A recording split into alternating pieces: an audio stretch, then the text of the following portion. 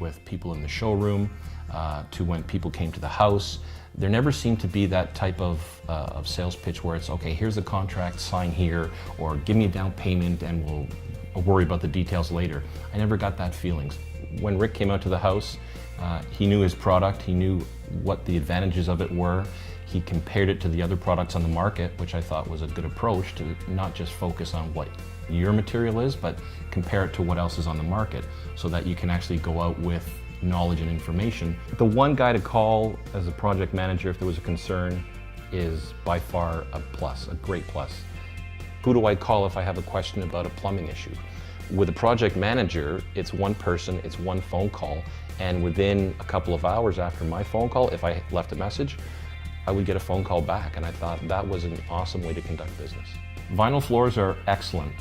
In a basement situation, it's a great product to use. It has the versatility in that if your basement floor isn't dead even, it can work around that.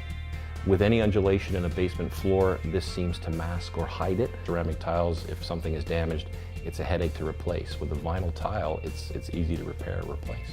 The choice of going with magnesium board compared to regular drywall, in our situation, having had a flood in the past, it didn't even come into the picture as to why we would use drywall. Number one, it's not going to have any issues with water.